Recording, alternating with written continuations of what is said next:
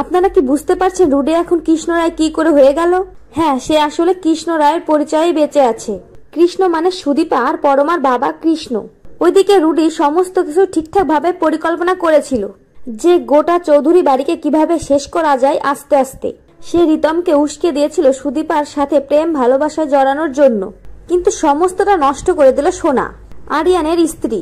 ওইদিকে ওই ইভেন্টে সোনা আরিয়ানের সঙ্গে এসেছিল, আর সেখানে এসে সে রুডিকে দেখতে পাই আর বলে যে রুডি, ভালো মানুষের মুখোশ পরলেও তুমি কৃষ্ণ হয়ে যেতে পারবে না, কৃষ্ণর সাথে তোমার কোনো তুলনাই হয় না। ওইদিকে সুদীপার কিন্তু প্রথম থেকে একটা খটকা ছিল, কোনো কিছু এত সহজে সে মেনে নিতে পারে না।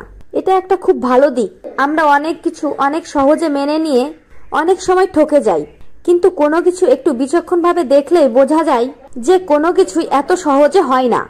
বাড়ির সবাই বলে যে সুদীপা যাবে, এত বড় সম্মান দেওয়া হবে, সুদীপা তুই যাবি না?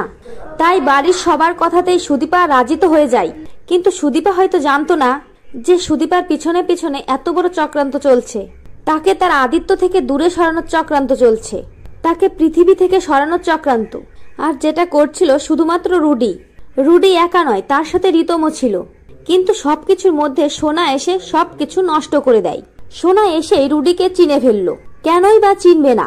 একটু চশমা, দাড়ি, বয়স বেড়ে গেলেই কি মানুষের স্বভাবের পরিবর্তন হয়?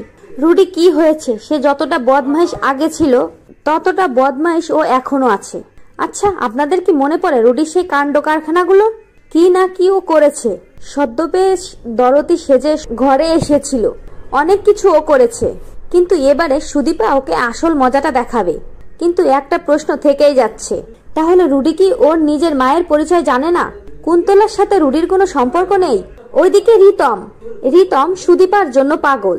রিতমের নাকি সুদীপাকে চাই, আরো উস্কে দিয়েছিল রুডি।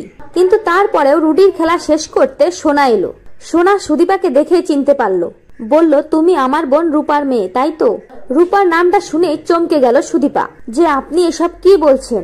রূপাকে আপনি চেনেন? সোনা বলে, হ্যাঁ আমি চিনি, ও আমার বোন, আমার যমজ বোন, আর তুমি হচ্ছে তার মেয়ে। আমার মায়ের থেকে তোমার নাম রাখা হয়েছিল সুদীপা। হ্যাঁ বন্ধুরা, অনুরাগের ছোঁয়ার আগামীতে আমরা এমনটাই দেখতে পাবো। এবং চ্যানেলে নতুন হলে অবশ্যই দয়া করে চ্যানেলটি সাবস্ক্রাইব করো। সকলকে ধন্যবাদ সম্পূর্ণ ভিডিওটি দেখার জন্য।